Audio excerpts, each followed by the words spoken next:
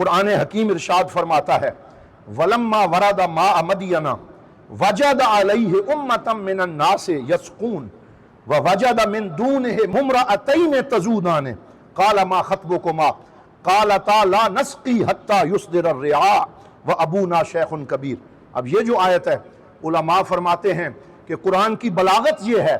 کہ آیت کسی اور واقعے کو بیان کرنے کے لیے آتی ہے، لیکن چار چیزیں ایک آیت کے ساتھ جڑی ہوتی ہیں۔ ایک عبارت النص ہے، ایک اشارت النص ہے،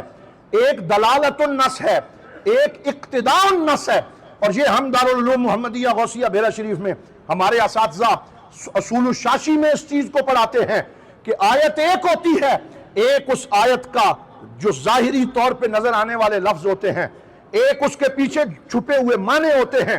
ایک اس کا اشارہ ہوتا ہے، ایک اس کا تقاضا ہوتا ہے۔ یعنی ایک آیت سے چار حکم ثابت ہوتے ہیں، اس سے زیادہ حکم بھی ثابت ہوتے ہیں۔ یہ قرآن کا اعجاز ہے کہ آیت ایک ہوتی ہے، حکم کئی ہوتے ہیں۔ فرمایا یہی آیت جو ابھی میں نے پڑھی جس میں حضرت موسیٰ کے اس واقعے کا ذکر کیا کہ وہ وہاں پہ جب مدین میں پہنچے، وہاں ایک چشمے سے لوگ پانی بھر رہے تھے، جانوروں کو پانی پلا رہے تھے، تو دو بچیاں اور عورتیں آئیں جو حضرت شعیب کی بیٹیاں تھیں، وہ پیچھے کھڑی ہو گئیں، اپنے ریوڑ کو روکنے لگیں کہ کہیں ہمارا ریوڑ آگے نہ آ جائے، یعنی مردوں سے دور رہیں، مردوں کے قریب نہ گئیں۔ حضرت موسیٰ گئے، کہا اے میری بہنوں کیوں کھڑی ہو، ما خطبکما، تمہارا معاملہ کیا ہے، تمہارا مسئلہ کیا ہے؟ انہوں نے ایک جملے میں بتایا کہ ہم پانی بھرنے اور جانوروں کو اپنے ریوڑ کو پانی پلانے آئی ہیں، لیکن یہاں جب تک سارے ریوڑ پی نہیں جاتے ہم مردوں کے قریب نہیں جاتی، جب سارے ریوڑ پی کے چلے جاتے ہیں پھر ہم اپنے جانوروں کو پانی پلاتی ہیں۔ وَأَبُونَا شَيْخٌ کبیر، اور ہمارا والد بوڑھا ہے، وہ گھر میں انتظار کرتا رہتا ہے۔ تو حضرت موسیٰ آگے بڑھے، ان کے ریوڑ کو لیا، ان کو پانی ان کے ریوڑ کو پلایا اور اپنی نظروں کو جھکائے رکھا۔ پھر جب ان کو پانی پلا چکے ان سے کوئی کلام نہ کیا اور ایک درخت کے سائے میں کھڑے ہو کے آسمان کی طرف دیکھا، فرمایا میں غریب الدیار ہوں، مجھے میرے مصر والوں نے نکال دیا، رب انی لما انزلت الی من خیر فقیر، یا اللہ تو جو میری جانب اپنی طرف سے خیر بھیجے میں اس کا بڑا محتاج ہوں، میرے اوپر کرم فرما۔ حضرت شعیب کی بیٹیاں گھر گئیں، گھر جا کے بتایا ہم نے ایک نوجوان دیکھا جو بڑا قوی ہے، بڑا امانت دار ہے، اس کی نظریں جھکی ہوئی ہیں، حیا اس کے چہرے پہ نظر آتا ہے۔ حضرت شعیب نے حضرت موسیٰ کو بلایا،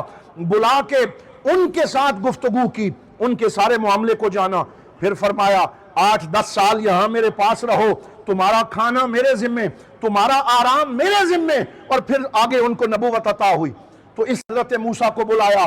بلا کے ان کے ساتھ گفتگو کی، ان کے سارے معاملے کو جانا، پھر فرمایا 8-10 سال یہاں میرے پاس رہو، تمہارا کھانا میرے ذمے، تمہارا آرام میرے ذمے، اور پھر آگے ان کو نبوت عطا ہوئی۔ تو اس ایک آیت سے علماء فرماتے ہیں درج ذیل حکم ثابت ہوتے ہیں۔ نمبر 1، خروج المرأة للعمل، پہلا حکم یہ ثابت ہوتا ہے کہ اگر عورت کو کوئی مجبوری ہو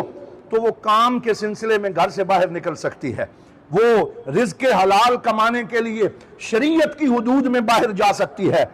علاقۃ الرجل بالمرأة، دوسرا حکم اشارۃ النص سے ہمیں یہ پتا چلا کہ اگر ضرورت پڑ جائے تو ایک مرد کی عورت سے انٹریکشن کے اندر کیا آداب ہونے چاہیے، کیسے وہ اس خاتون سے گفتگو کرے، نظریں جھکی ہوئی ہوں، ضرورت سے زیادہ بات نہ کرے، مختصر بات کر کے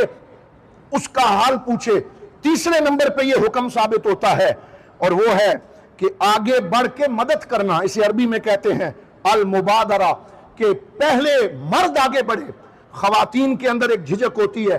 مرد آگے بڑھے اور شریعت کی حدود میں رہتے ہوئے ان سے پوچھے، پھر ان کی مدد کرے، مدد کرنے میں پہل کرے۔ تو آیت ایک ہے لیکن اس ایک آیت میں کتنے احکام عطا کر دیے اور شریعت کو ریگولیٹ کر کے بتایا کہ آداب کیا ہیں، خواتین کب کام کے لیے نکل سکتی ہیں، اور ساتھ یہ بھی بتایا وہ پہلے پانی بھرنے آتی تھیں لیکن جب حضرت موسیٰ کی حیا، ان کی امانت اور ان کا شرف دیکھا تو اپنے والد کو جا کے کہا قالت یا ابی،